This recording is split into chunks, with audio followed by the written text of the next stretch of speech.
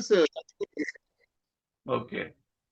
ఇంకో ఇంకో విషయం ఇక్కడ ఏంటంటే, అక్కడ జరుగుతున్న యుద్ధానికి మన భారతదేశ క్రైస్తవులు ఇజ్రాయెల్ పక్షాన్నే నిలబడుతున్నారు.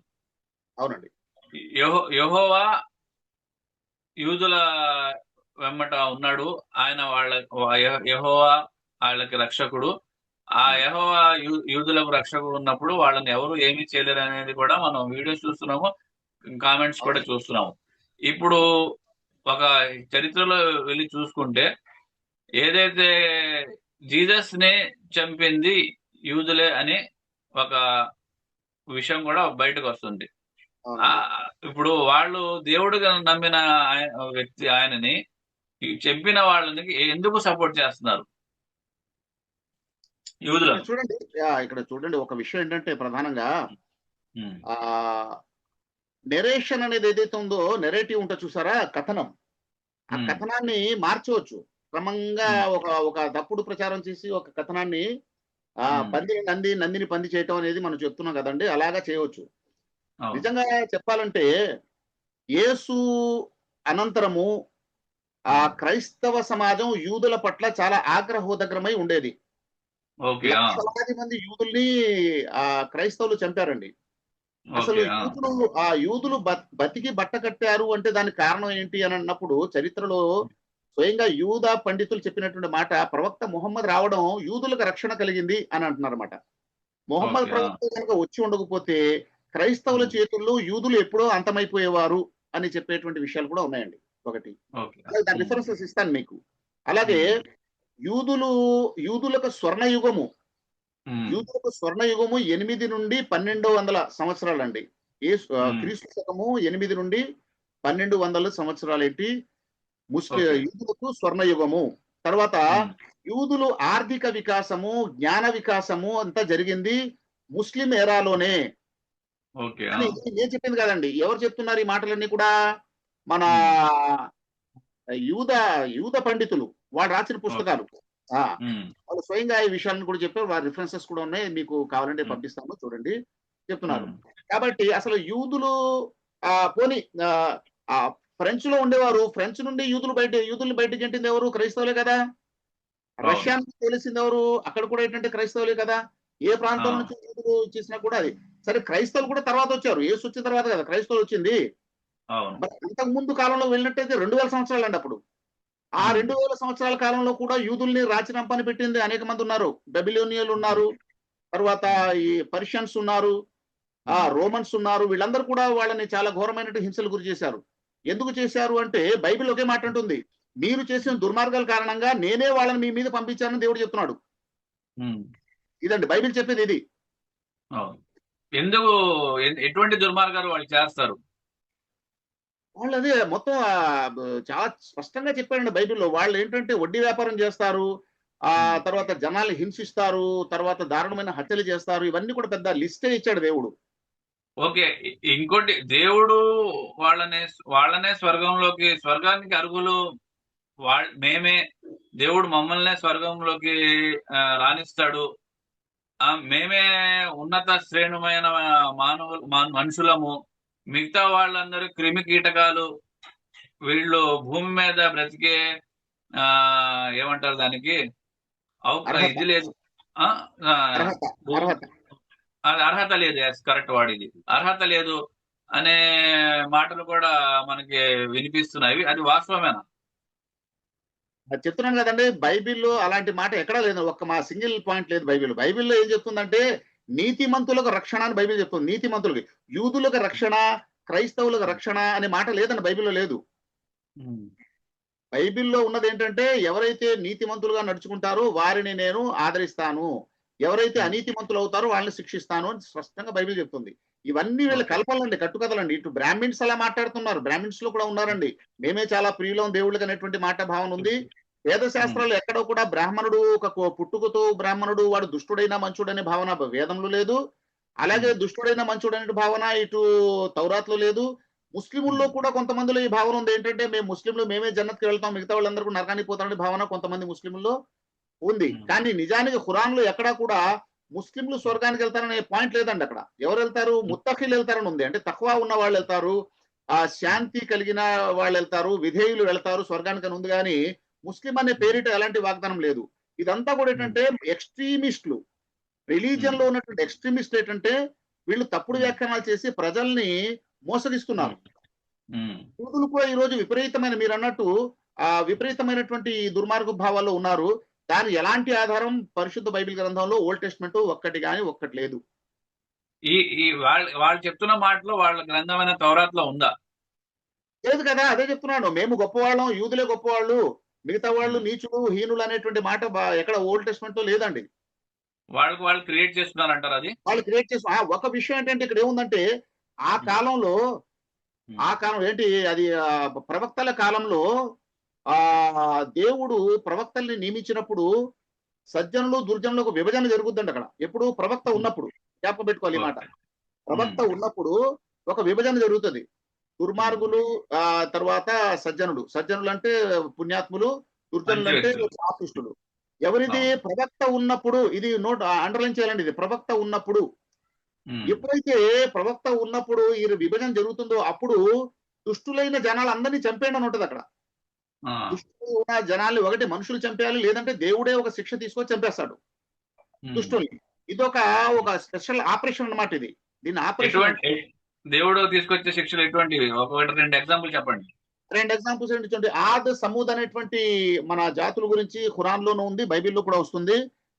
ఆ జాతులు ఏంటంటే ఒక తుఫానుల ద్వారాగా, భూకంపాల ద్వారాగా వాళ్ళని అంతం చేయడం జరిగింది. అలాగే లోతు కాలంలో కూడా ఒక వర్గాన్ని అంతం చేయడం జరిగింది. ఇది ఒక శిక్ష విధానం అండి. రెండోది ఏంటంటే వాళ్ళు చేసిన తప్పేంటి? దానికి వాళ్ళు చేసిన తప్పు ఏ తప్పుల వల్ల వాళ్ళకి ఆ శిక్షలు శిక్ష వచ్చింది. ఓకే. ఓకే. ఓకే. దానికి కారణం ఏంటంటే ప్రధానంగా ఈ మొత్తం ఈ ఆద్, సమూద్ అనేటువంటి వర్గాలు ఏవైతే ఉన్నాయో ఖురాన్‌లో వాళ్ళ గురించి చెప్పినప్పుడు 2 విషయాలు వస్తాయి. ఒకటి బిలీఫ్ సిస్టమ్ ఒకటి ఉంటుంది కదా! బిలీఫ్. తర్వాత బిహేవియర్. బిలీఫ్ అనేది ఏంటంటే పర్సనల్ అండి. ఎవరి బిలీఫ్ వాడికి ఉంటది. అందులో అభ్యంతరం పెట్టడానికి అవకాశం లేదు. బట్ బిలీఫ్ కాకుండా తర్వాత క్యారెక్టర్ అండి. బిహేవియర్.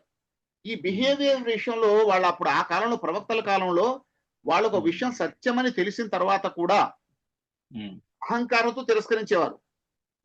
అదే తిరస్కరించారనుకోండి, ఎవడిష్టం వాడిది కదా! ఆ దేవుడు ఎక్కడో పరలోకంలో తీర్పు తీర్చాలి. కానీ ఒక ప్రవక్త ఉన్నప్పుడు మాత్రం భూమి మీదే తీర్పు తీరుస్తాడు. అప్పుడు వాళ్ళు ఏం చేశారంటే ప్రవక్తని నమ్మకపోవటమే కాకుండా ప్రవక్త మిషన్‌ని అంతం చేస్తామని నిలబడ్డారు వాళ్ళు. మిమ్మల్ని మేము అంతం చేసేస్తా ఉన్నారు అని వాళ్ళు సైన్యాన్ని కూడబెట్టి వాళ్ళందరినీ కూడా హతమార్చేటువంటి ప్రయత్నం ప్రారంభిస్తున్నారన్నమాట. అలాంటి సమయంలో అలాంటి వాళ్ళని పూర్తిగా నిర్మూలించేటువంటి పని దేవుడు చేస్తాడు. ఆ నిర్మూలన కూడా ఎంత తీవ్రంగా ఉంటదంటే అక్కడ ఉన్నటువంటి స్త్రీలు, పురుషులు, పిల్లలు మొత్తం అందరూ కూడా అంతమైపోతారు. ఆ ప్రాంతాన్ని కూడా ముంచేయడం జరుగుతుంది. అది భారతదేశంలో కూడా జరిగింది. శ్రీకృష్ణుడి కాలంలో మరి ఆ మహాభారత యుద్ధం అది జరిగిపోయిన తర్వాత కొన్ని ప్రాంతాలు ఉన్నాయి. గుజరాత్ ఆ ప్రాంతాల్లో ఉన్నాయి. అవి భూమిలో దిగిపోయినాయండి. సముద్రంలో దిగిపోయినాయి. ఇప్పుడు 40 గజాల లోతున ఈరోజు ఆ పట్టణాలు మనం చూస్తున్నాం. ఆ విధమైన శిక్షలకు దేవుడు గురి చేస్తాడు. అప్పుడు ఏంటంటే పిల్ల జల్ల అక్కడ ఉన్న జంతువులు, జీవజాలం అంతా కూడా అంతమైపోతుంది. అలాంటి ప్రక్రియలో భాగంగా బైబిల్లో ఏముంటదంటే ఆ ప్రాంతానికి వెళ్ళి మీరు అక్కడ ఉన్నటువంటి స్త్రీలను గాని, పిల్లల్ని గాని ఎవరిని కనికరించొద్దు, అందరినీ చంపేయండి అనే డైలాగ్స్ ఉన్నాయండి బైబిల్లో. చాలా స్పష్టంగా ఉన్నాయి. అయితే అది ఆ ప్రాంతంలో అప్పుడు ఆ కాలానికి అప్పుడు మాత్రమే సంబంధించిన విషయాలు అవి. అయితే దాన్ని యూదులు ఏం చేస్తున్నారంటే ఈ రోజు దాన్ని డ్రాగ్ చేశారు. ఈ కాలాన్ని కూడా వర్తింపజేశారు. అందుకే ఆ వాక్యాల స్ఫూర్తితోనే చిన్న చిన్న పిల్లల్ని కూడా డైరెక్ట్ వాళ్ళు నుదురు మీద పెట్టి కాల్చేయటం, స్త్రీలను కూడా చీల్చేయటం, ఈ విధంగా సామాన్య మనుషులు చంపేయటం అనేది మొన్న ఆ మధ్య కూడా ఏది గాజా యుద్ధం జరుగుతున్నప్పుడు ఒక రిఫరెన్స్ మాట్లాడతాడండి. ఎవరు మన నెతన్యాహు. ఆయన చాలా కోపంగా సైనికులతో మాట్లాడుతూ ఆ రిఫరెన్స్ ఇస్తాడు ఆయన. ఆ రిఫరెన్స్ ప్రకారంగా అక్కడ బొత్తిగా నాశనం చేయండి. అక్కడ పసిపిల్లలను సైతం ఉంటది. చూడండి పిల్లలను పసిపిల్లలను మొత్తం వాళ్ళని స్మాష్ చేసి పాడండి అనేటువంటి వాక్యాలు ఉంటాయి. ఆ వాక్యం అక్కడ మాట్లాడాడు ఆయన. కాబట్టి దీన్ని ఏమంటారు? మిస్కోట్ అంటారండి. మిస్కోటింగ్ అనమాట ఇది. మిస్కోట్ చేయటం ఇది. అది చాలా తప్పండి అది. మరి అలా చేయటం వల్ల వాడు ఈ రోజు పిల్లలు కూడా చంపేయటం చాలా యథేచ్ఛగా ఏమాత్రం భయం లేకుండా పిల్లల్ని చంపేయటం అనేది కూడా జరుగుతుంది. ఈ విధంగా మిస్ప్రజెంటేషన్ చేసి తప్పుడు వ్యాఖ్యానం ఆధారంగా గ్రంథాలను కూడా వాడుకుంటున్నారు. ఇది నిజానికి ఏంటంటే అప్పుడు జరిగిన చరిత్ర అప్పటికి మాత్రమే, ఇప్పుడు వర్తించవు ఆ విషయాలు. ఓకే. ఇప్పుడు రష్యా యుక్రెయిన్ వార్ కూడా చూస్తున్నాము. అది ఏ విధంగా చూడొచ్చు? ఆధిపత్య పోరు కోసం అంటారా, లేకపోతే అక్కడ ఎగ్జాక్ట్ అది. ఎందుకంటే చూడండి, వాళ్ళు ఇది ఇప్పుడు మన రష్యా నాటో కూటమి ఉంది కదా, అవును నాటో కూటమి అది వాళ్ళ ఎక్స్పాన్షన్ అవును. పరంగా అవును. ఇప్పుడు యుక్రెయిన్ ఏంటి, రష్యాలో వన్స్ అపాన్ ఎ టైం అదేంటి ఒక స్టేట్ అది. ఓకే. తర్వాత రష్యాకి పక్కలో ఉంది, బాగా వెరీ నియర్ టు రష్యా. దాన్ని ఏంటంటే నాటో మెంబర్ గా చేసుకొని అక్కడ వాళ్ళు సైనిక స్థావరాలు పెట్టి రష్యాని వాళ్ళు ఏంటంటే బలహీనపరచడం కోసం, ఆధిపత్యం కోసం చేసేటువంటి ఒక దుర్మార్గ ప్రయత్నం అది. అందులో భాగంగా యుద్ధం మొదలైందండి. ఓకే. ఇప్పుడు జెలెన్స్కీ నాటోలో చేరాలని చూస్తున్నాడు. ఇప్పుడు రష్యా పుతిన్ ఏమో అతన్ని అడ్డుకోవడానికి ఈ విధమైన ఆ దేశంపై ఇద్దరు కలిసి ఒకరిపై ఒకరు బాంబులు వేసుకొని కాల్చుకుని మారణ హోమం సృష్టిస్తున్నారు. సరే, ఇంకో ప్రశ్న. ఇప్పుడు మనం ఏదైతే ప్రపంచ సూపర్ పవర్ అని చెప్పుకుని తిరిగే అమెరికా ఈ ఇజ్రాయెల్ కి ఎందుకు సపోర్ట్ చేస్తుంది? ఆర్థికంగా కానివ్వండి, ఆయుధాల ద్వారా కానివ్వండి, ఎందుకు అని అంటారు. ఒక ప్రపంచం ముందు నేను ఒక డెవిల్ లాగా కనిపించకుండా ఈ ఏదైతే సుపారీ ఇచ్చి గ్యాంగులు ఎలాగైతే మనం చూస్తుంటామో ఆ విధమైన పనులు ఇజ్రాయెల్ తో చేయిస్తుందా, యూదులతో చేయిస్తుందా? లేకపోతే ఏదైతే వాళ్ళు నమ్ముతున్న ఏదైతే ప్రామిస్డ్ ల్యాండ్ అని ఈ క్రైస్తవ దేశమైన అమెరికా కూడా మద్దతు ఇస్తుందని చూడొచ్చా? చూడండి, ఒక విషయం ఇక్కడ క్లియర్ గా మనకు అర్థమైంది ఏంటంటే, మధ్యప్రాచ్యం ఏదైతే ఉందో, ఒపెక్ దేశాలు ఉన్నటువంటి పెట్రో వనరులు ఉన్నటువంటి దేశాలపై ఆధిపత్యం అనేది అమెరికాకు తప్పనిసరి. ఒకవేళ చూడండి, మీరు ఇప్పుడున్నటువంటి ఆర్థికవేత్తలు చెప్పేది కూడా ఏంటంటే, ఒకవేళ ఎప్పుడైతే ఈ పెట్రో డాలర్ అన్న చూడండి, పెట్రో డాలర్ అసలు దీంతో సంబంధం ఏంటంటే, పెట్రో ఏంటి, డాలర్ ఏంటి అంటే, ఈ ఒపెక్ దేశాలపై పట్టు సడలిందంటే అమెరికా కూడా కొలాప్స్ అయిపోతుందండి. ఇక అమెరికా నిలబడి ఉంది అంటేనే పెట్రో డాలర్ల బలంతో నిలబడి ఉంది. ఇది ఒక వాస్తవం అండి. అయితే అక్కడ తాను ప్రత్యక్షంగా పరిపాలన చేయలేదు కాబట్టి తన ప్రాక్సీగా ఈ ఇజ్రాయెల్ ని వాడుకుంటుంది. ఇజ్రాయెల్ ఏంటంటే అక్కడ ఆధిపత్యం కోసం తన మిలిటరీ స్థావరం, ఇజ్రాయెల్ దేశం అంటే nothing but America's military base అనమాట. అది ఈ చిన్న చిన్న బేస్లు మాత్రమే కాకుండా ఒక బేస్ అక్కడ పెట్టడం జరిగింది, ఒకటి. రెండవది, యూదులకు అంతగా అమెరికా సహకరించడానికి ఉన్నటువంటి కారణాల్లో మరో కారణం ఉందండి. అదేంటంటే, భౌతిక విజ్ఞాన శాస్త్రంలో యూదులు చాలా మేధావులుగా ఉన్నారు. అది ఖురాన్ కూడా చెప్పింది. వాళ్ళకి ప్రత్యేకంగా ఆ జ్ఞానం దేవుడు ఇచ్చాడు అని చెప్పేసి కూడా ఖురాన్ చెప్తుంది. అది పబ్లిక్ గా తెలుసు కూడా. ఈ రోజు నోబెల్ బహుమతుల్లో అధిక శాతం బహుమతులు వాళ్ళకి వెళ్ళాయి. ఆ విధంగా వాళ్ళు కృషి చేస్తున్నారు. ఓకే. అయితే ఈ రోజు అమెరికా భౌతిక విజ్ఞాన శాస్త్రంలో ఉన్నత స్థానంలో ఉండడానికి కూడా యూదులకు కాంట్రిబ్యూషన్ ఉందండి. ఆ విధంగా అమెరికా డిపెండ్ అయి ఉంది. ఈ రెండు విషయాలు, ఒకటి మధ్యప్రాచ్యం మీద ఆధిపత్యం కోసం ఒక ప్రాక్సీగా తన సైనిక స్థావరంగా పెట్టడం, రెండోది ఏంటంటే ఆ భౌతిక విజ్ఞాన శాస్త్రం అడ్వాన్స్ గా అమెరికాని పెట్టడంలో వీళ్ళ పాత్ర, కీలకమైన పాత్ర ఉంది. ఈ రెండో విషయం. మూడోది ఏంటంటే ఆర్థికంగా కూడా చాలా బలోపేతం అయిపోయారు. ఎంతవరకు బలోపేతం అయ్యారంటే, ఈ రోజు సెనేట్స్, అమెరికా పార్లమెంట్ మెంబర్స్ కూడా వీళ్ళు పెట్టుబడి పెట్టి నెగ్గించేటువంటి పరిస్థితి ఉందండి అక్కడ. అమెరికాలో ఉన్నటువంటి సెనేటర్స్ ఈ రోజు అమెరికా అభివృద్ధి, అమెరికా భద్రత కంటేను ఇజ్రాయెల్ అభివృద్ధి, ఇజ్రాయెల్ భద్రత గురించి ఆలోచించే విధంగా కూడా వీళ్ళు మ్యానిపులేషన్ చేయడం జరిగిందనమాట. ఇది ఒక హండ్రెడ్స్ ఆఫ్ ఇయర్స్ ప్లానింగ్ లో అలా జరుగుతూ వచ్చింది ఇది.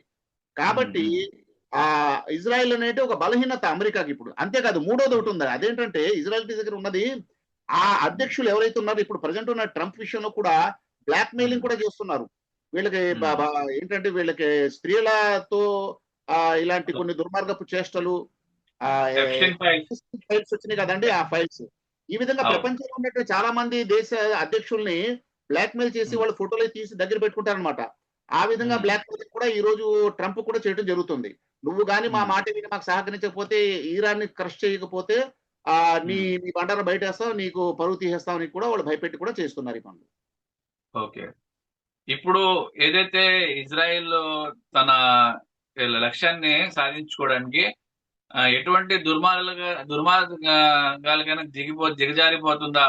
ఒక గతంలో ఒక న్యూస్ కూడా మనం చూడడం జరిగింది. జనరల్ గా ఒక యూద వ్యక్తి తన కూతుర్ని కూడా వాళ్ళ ఏదైతే లక్ష్యం ఉందో ప్రపంచం మీద ఆధిపత్యం చెలాయించడానికి, ఆ లక్ష్యాన్ని చేరుకోవడానికి తన కూతుర్నే సైతం కూడా ఇతర వ్యక్తుల వద్దకు పంపాడనే వార్తలు కూడా మనం వచ్చి ఉన్నాయి. అంతవరకు వాళ్ళు దిగజారిపోతారా? ఎగ్జాక్ట్ అండి. అది చూడండి ఎవరైనా సరే వాళ్ళొక్కళ్ళే కాదండి. అక్కడ ఎక్స్‌ట్రీమ్ భావన ఎవరికైతే వచ్చేస్తుందో వాళ్ళు దేనికైనా తెగిస్తారు. పైగా వాళ్ళ టీచింగ్స్‌లో ఉందండి. ఇప్పుడు ఏంటంటే గ్రేటర్ ఇజ్రాయిల్ మా లక్ష్యము దీన్ని సాధించాలి. దీనికోసం మేము ఏదైనా చేస్తామని అంటున్నారంటే అది వాళ్ళ లక్ష్యాల్లో భాగంగా ఉన్నాయండి ఆ విషయాలు. కాబట్టి దానికోసం వాళ్ళు ఏదైనా చేయటానికి సిద్ధపడతారు, చేస్తారు కూడా. ఓకే. మనం ఆహ్, మనకిప్పుడు ఇటువంటి దుర్మార్గాలు చేసే అమెరికా కానివ్వండి, ఆ ఇజ్రాయెల్ కానివ్వండి, మన భారతదేశం గతంలో సపోర్ట్ చేసేది కాదు. హ్మ్. హ్మ్. న్యాయం, అన్యాయం, న్యాయం వైపు భారతదేశం నిలబడేది. మన స్వాతంత్రం వచ్చిన కాడి నుంచి చూస్తున్నాము. ప్రస్తుతం ఆ కోణం, దేశ పాలించే నాయకుల కోణం మారే విధంగా కనిపిస్తుంది. వెళ్ళి మన భారత ప్రధాని Narendra Modi Israel is a father land అని ప్రకటించి రావడం జరిగింది. ఆయన ఆ మళ్ళీ అబ్ కీ బార్ ట్రంప్ సర్కార్ అనేది కూడా ఆయన వెళ్ళి ప్రచారం చేసి మన భారత ప్రధాని చేయడం జరుగుతుంది. దీని వల్ల భారతదేశానికి మేలుందంటారా, కీడుందంటారా? చూడండి భారతదేశము అనాదిగా మొదటి నుండి ఒక నాన్ అలైన్ ఉమ్, అలీన దేశంగా నే ఉంటూ వచ్చింది. ఫారెన్ పాలిసీ మాది. అంటే ప్రపంచం ఉంటే అప్పుడేంటో ఒకటి అమెరికా మీద ఆధారపడిన దేశాలు, ఇటు రష్యా మీద ఆధారపడిన దేశాలుగా ప్రపంచం 2 విధాలుగా 2 ధృవాలుగా చీలిపోయి ఉన్నప్పుడు భారతదేశము నాన్ అలైన్ విధానాన్ని పడ్డాయి. అంటే అటు మేము పూర్తిగా అమెరికాతో కూడా అలైన్ అయిపోము.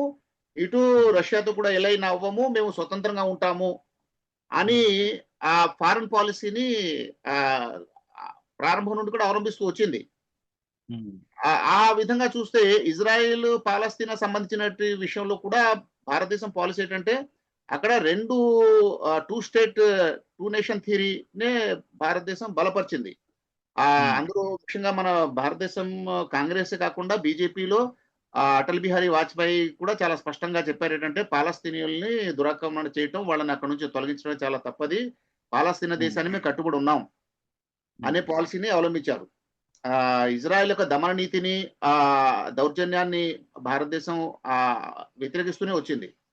కానీ ఈరోజు బీజేపీ ప్రభుత్వం ఏదైతే ఈ పాలిసీ అనాదిగా వస్తున్నటువంటి నాన్ అలైన్ పాలిసీకి వ్యతిరేకంగా పూర్తిగా అమెరికా చంకలో ఎళ్లి కూర్చునే పరిస్థితి వచ్చేసింది. ఎంతవరకు అంటే చాలా నీచంగా అతడు మాట్లాడినా, మన గౌరవ ప్రధానికి ప్రధానిని కించపరుస్తూ మాట్లాడినా కూడా నవ్వుతూ పట్టించుకోకుండా చాలా చీప్ బిహేవియర్ అనేది మనం చూస్తున్నాం. ఇది మొత్తం భారతదేశానికి చాలా అవమానకరమైన విషయం అండి ఇది.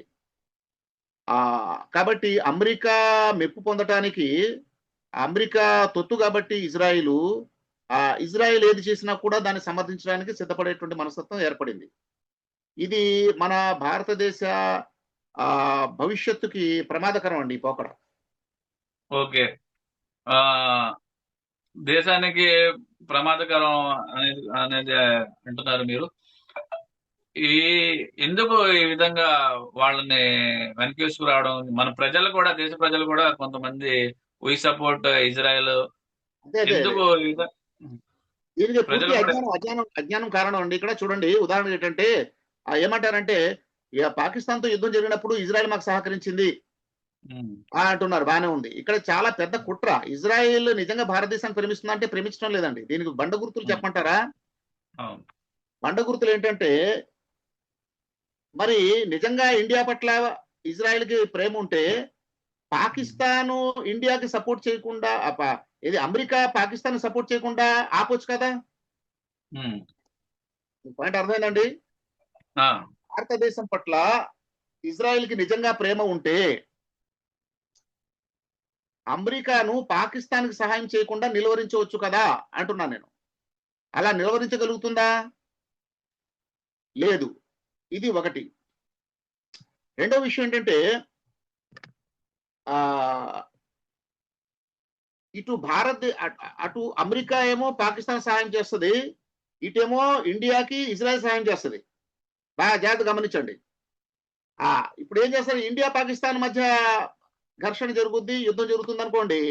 అమెరికా సపోర్ట్ తో ఆయుధాలు ఒకే గొడౌన్ లో ఉంటాయి. ఆయుధాలు ఎక్కడ? యూదుల గొడౌన్ లో ఉంటాయి. ఆ గొడౌన్ లో నుంచి తీసి అఫీషియల్ గా ఎవరికి ఇస్తారు ఆయుధాలు? పాకిస్తాన్ కి ఇస్తారు. ఎవరు? అమెరికన్స్. ఇజ్రాయెల్ అదే గొడౌన్ నుంచి ఆయుధాలు తీసుకొచ్చి ఇండియా సపోర్ట్ లో ఎవరికి ఇస్తారండి? ఇజ్రాయెల్ ద్వారాగా ఇండియాకి ఇస్తారు. లాభం ఎవరు జరుగుతుంది ఇంతకేను? అటు ఇటు లాభం పొందేది వాళ్ళ ఆయుధ వ్యాపారాలే. అమెరికా, ఇజ్రాయెల్ వాళ్ళే లాభం పొందుతారు. ఆ కంపెనీలు, ఆ దేశ ఆ కంపెనీలే. నిజంగా చిత్తశుద్ధి ఉంటే, ఇజ్రాయెల్ కి నిజంగా చిత్తశుద్ధి, భారతదేశం పట్ల చిత్తశుద్ధి ఉంటే అమెరికాకి సహకారం చేయకుండా, పాకిస్తాన్ సహకారం చేయకుండా అమెరికాని నిలువరించాలి. అలా నిలువరించగలదా చెప్పండి? అలా నిలువరించడం లేదు కదా. అవునండి. కాబట్టి ఇది కుట్ర కాదా చెప్పండి. ఇది ఒకటి. రెండోది ఇంకోటి చెప్పంటారా? ఇంకోటి ఏంటంటే చైనాతో యుద్ధం జరిగినప్పుడు ఇజ్రాయెల్ సహకరిస్తుందా? సహకరించదు. లేదు, చరిత్రలో లేదు ఎప్పుడు కూడా. ఇండియా చైనా యుద్ధం జరిగినప్పుడు ఇజ్రాయెల్ ఇండియాకి సహకారం అందించదు. ఇదండి. ఇలాంటి కుట్రపూరితమైనటువంటి అంశాలు ఉన్నాయి. వీటిని దృష్టిలో పెట్టుకోకుండా వి స్టాండ్ విత్ ఇజ్రాయెల్ అంటే అది గుడ్డితనం. అది అదేనండి. ఇంకోటి మనం చూసాం, పెహల్గామ్ తర్వాత కూడా ఆపరేషన్ సింధూర్ జరిగింది మన భారతదేశం తరపు నుండి. ఆపరేషన్ సింధూర్ జరిగినప్పుడు ఆ యుద్ధాన్ని ట్రంప్ నేనే ఆపాను అనేది కూడా ప్రకటించడం జరిగింది. ఈ దేశాన్ని ట్రంప్ పాలిస్తున్నాడా, లేకపోతే మనం ఓట్లు వేసుకొని గెలిపించుకున్న నరేంద్ర మోడీ ప్రభుత్వం పాలిస్తుందా అనేది కూడా ఒక ప్రశ్న. ఒకటి వాస్తవం చూడండి, మీరు ఎప్పుడైతే నాణ్యలేన్ గా ఉన్నారో అప్పుడు మీకు గౌరవం మర్యాద ఉంటది. మీరు ఎప్పుడైతే ఒకటి మీద ఆధారపడ్డారో ఆ తర్వాత ఏంటంటే ఇంకా వాళ్ళు ఇష్టం వచ్చి మాట్లాడతారు. ఇప్పుడు ఆయన ఎలా మాట్లాడుతున్నాడు, భారతదేశం కూడా అమెరికాకు ఉన్న స్టేట్స్ లో ఒక స్టేట్ గా మాట్లాడుతున్నాడు ఆయన. అవును, టారిఫ్ల విషయంలో కూడా ఆయన గతంలో బ్లాక్ మెయిల్ చేయడం జరిగింది. మరి ఆ విషయంలో ఆ విషయంలో అమెరికాను ఇజ్రాయెల్ నియంత్రించవచ్చు కదా. ఏమండి, ఇండియా అంటే మాకు ప్రేమ, మా ఫాదర్ ల్యాండ్, మదర్ ల్యాండ్ అది చెప్పారు కదా. మరి ఆ ల్యాండ్ కాబట్టి అక్కడ మీరు ఇబ్బంది పెట్టొద్దు. మరి ఆయన ఇన్ఫ్లుయెన్స్ చేస్తున్నాడు కదా. నెతన్యాహు చేతిలో చీలుబొమ్మ కదా ఎవరు? ట్రంప్. మరి ఆ ట్రంపే కదా ఇక్కడ భారతదేశం మీద టారిఫ్లు వేసి అదేసి నానా సతమతం చేసి ఇబ్బంది పెడుతున్నాడు కదా. పెట్టినప్పుడు ఒక్క మాట చెప్పిందా ఇజ్రాయెల్? ఒక్క మాట చెప్పాడా ట్రంప్ కి? భారతదేశాన్ని ఇబ్బంది పెట్టొద్దు, మా యొక్క మేము ప్రేమించే దేశం, వాళ్ళ మదర్ ల్యాండ్ అన్నారు కదా, ఫాదర్ ల్యాండ్ అన్నారు. వాళ్ళకి మదర్ ల్యాండ్ అవుద్ది కాబట్టి మా మదర్ ల్యాండ్ అండి, India equal to mother land, మీరు టారిఫ్లు వేయొద్దు, ఇబ్బంది పెట్టొద్దు అని చెప్పొచ్చు కదా. అవునండి. ఇప్పుడు రష్యా యూదులను తరిమి కొడుతున్నప్పుడు భారతదేశం యూదులను ఆశ్రయం ఇచ్చింది. ఆ కృతజ్ఞత భావం, విశ్వాసం కూడా ఉంచుకోకుండా ఏదైతే ట్రంప్ భారతదేశం మీద అనుచిత వ్యాఖ్యలు చేస్తూ అనుచితమైన టారిఫ్లు విధించి తన దేశాన్ని తన గుప్పెట్లో ఉంచుకుందాం అనే చర్యలకు పాల్పడుతున్నప్పుడు ఇజ్రాయెల్ నోరు కూడా మెదపకుండా ఉండడం గల కారణాలు ఏమై ఉంటాయంట? కారణం ఏంటంటే అది కపట ప్రేమ అండి. భారతదేశం పట్ల వాళ్ళు యథార్థమైన ప్రేమ ఉంటే వాళ్ళు నిలువరించేవారు. అది కపట ప్రేమ ప్రదర్శిస్తున్నారు. దాన్ని మన వాళ్ళు అర్థం చేసుకోవడం లేదు. ఇక్కడ ఏంటంటే కేవలం ఇజ్రాయలిటీస్ కి ముస్లింల పట్ల ఉన్న ద్వేషం, ఇక్కడ ఉన్న రైటిస్టులకి ముస్లింల పట్ల ఉన్న ద్వేషం రెండు ఈక్వల్ అయింది కాబట్టి వీళ్ళ పట్ల స్నేహం అనేటువంటి పద్ధతిలో వెళుతున్నారు. కానీ ఒక విస్తారమైన భవిష్యత్తు, భారతదేశం భవిష్యత్తును దృష్టిలో పెట్టుకొని చూస్తే అది చాలా ప్రమాదకరమైనటువంటి బిహేవియర్ అండి అది. కాబట్టి అదే మరి ఈ ప్రేమలో పడి నిజంగా చూడండి, ఇరాన్ మనకు పూర్తిగా సపోర్ట్ గా ఉంది. కాశ్మీర్ విషయంలో ఇరాన్ రిజల్యూషన్ ని వ్యతిరేకించిందండి. పాకిస్తాన్ వ్యతిరేకించింది. ఎంత పెద్ద విషయం కాశ్మీర్ చెప్పండి భారత అది. ఆ, బుర్- అలాగే భారత ఓపెక్ దేశాలు ఇక్కడే కాదు, యుఎన్ఓలోనే కాదు, ఉమ్, ఓపెక్ దేశాలు ముస్లిం దేశాల సమాఖ్యలో కూడా కాశ్మీర్ ఇష్యూని అవును అక్కడ వాళ్ళు పాకిస్తాన్ హైలైట్ చేస్తే ఇరానే దాన్ని అవును అక్కడ వ్యతిరేకించింది. ఒకటి అవునండి. ఉమ్, యుఎన్ఓలో వ్యతిరేకించింది. ఉమ్, అటువంటప్పుడు ఈ దేశం పట్ల పైగా తక్కువ రేట్ లో మనకి ఆ ఫ్యూయల్ సరఫరా చేస్తుంది, చమురు చాలా అవును తక్కువ ధరలో చమురు మనకు సరఫరా చేస్తుంది. మనం అక్కడ పోర్టు పెట్టుకొని అక్కడ నుండి మనం ఏంటంటే విదేశీ వ్యాపారాలు చేసుకునే అవకాశం కూడా కల్పించడం జరిగింది. ఇంత ఉమ్, ఇలాంటి వ్యూహాత్మక తర్వాత ఏంటంటే ట్రేడ్ లో ఇండియాకి ఇంత క్లోజ్ గా హిస్టారికల్ రిలేషన్. పైగా ఇక్కడ ఉమ్, ఆరియన్స్ ఎక్కడ చూడండి, ఇక్కడ ఆరియన్స్ అందరూ ఎవరు? ఆరియన్స్ అంటే ఇరానీలే. ఓకే నిజంగా ఫాదర్లాండ్ అన్నారు కదా, ఆ మాట ఎక్కడ చెప్పాలి, వెళ్ళి మన ప్రధాని ఎక్కడ చెప్పాలండి అది? ఇరాన్ లో వెళ్ళి ఇరాన్. చెప్పాలి. ఉమ్, ఎందుకంటే ఇక్కడ ఉన్న ఆరియన్స్ అక్కడ ఉన్న ఇరానీస్ ఒకటేనండి. ఓకే వాళ్ళ పూర్వ చరిత్ర, వాళ్ళ దగ్గర గ్రంథ వ్యవస్థ, ఆ జందా వ్యవస్థ అనేటువంటి ఒక ఒక ఆ ఒక గ్రంథం వాళ్ళది ఏదైతే ఉందో, ఆ ఉమ్, ఆ గ్రంథం కూడా మన వేద గ్రంథంతో సమానంగా ఉంది. అక్కడ వైదిక ఆ, మూలాలతో వాళ్ళ గ్రంథాలు ఉన్నాయి. ఓకే ఈ విధంగా చూస్తే ఫాదర్లాండ్ అని చెప్పాలంటే మనం ఇరాన్ చెప్పాలి, ఇజ్రాయెల్ కాదు. ఓకే ఇప్పుడు ఇజ్రాయెల్ నెతన్యాహు క్యాబినెట్ లో ఉన్న మంత్రి ఒక స్టేట్మెంట్ ఇవ్వడం జరిగింది. ఎవరైతే విగ్రహారాధన చేస్తారో వాళ్ళందరినీ ఆ, చంపివేయాలనేది స్టేట్మెంట్ కూడా ఆయన గతంలో ఇచ్చున్నాడు. దాన్ని ఏ విధంగా చూస్తారు మీరు? ఏ విధంగా చూస్తున్నట్టండి, అదే కదా చెప్తున్నాను కదా, కపటంగా ఇప్పుడు ప్రస్తుతం ఏంటంటే వాళ్ళకి ఈ ఆ ఆ రాజకీయమైన సంబంధాలు, రాజకీయ ప్రయోజనాల కోసం ఇండియాతో స్నేహం చేస్తున్నారండి. నిజానంగా వాళ్ళ ఫిలాసఫీ మీరు ఉమ్, చెప్పేది ఇక్కడ రిలీజియస్ ఉమ్, ఫిలాసఫీ పరంగా చూస్తే విగ్రహం చేసే వాళ్ళని రాడిచ్చి కొట్టి చంపేమని చెప్తుంది బైబిల్. ఉమ్, అది కూడా ఏది ఓల్డ్ టెస్ట్మెంట్ చెప్తుంది, వాళ్ళదే చెప్తుంది. ఉమ్, మీరు అన్నట్టు అక్కడ ఉన్నటువంటి ఒక రబ్బీ చెప్పింది ఏంటంటే అసలు వీళ్ళు అసలు భూమి మీద బతికే హక్కు లేదు, వీళ్ళందరూ చంపాడేమంటున్నాడు. అవునండి, మినిస్టర్. ఆ ఉమ్, ఆ తర్వాత అలాగే అక్కడ ఎవరో వాళ్ళు ఆరాధన చేసుకుంటుంటే వాళ్ళకి వెనకాల నుంచి వెళ్ళి తన్నటం, వాళ్ళని చాలా ఉమ్, హీనంగా చూడటం జరిగింది. మరి అరబ్బులు అవును. భారతదేశంలో భారతీయులు అక్కడ దేవాలయం కట్టుకునే అవకాశం ఇస్తున్నారు. కానీ ఉమ్, ఒక్క దేవాలయానికి అవకాశం ఇస్తారా చెప్పండి? ఇక్కడ ఎంతో మంది భారతీయులు, ఇజ్రా దరిదాపు 1,00,000 మంది సుమారు భారతీయులు ఉన్నట్టు చెప్తున్నారు. 80,000 1,00,000 మంది ఉన్నారన్నారు. వాళ్ళు ఒక అవును. దేవాలయం కట్టుకుని పర్మిషన్ ఇస్తారా యూదులు?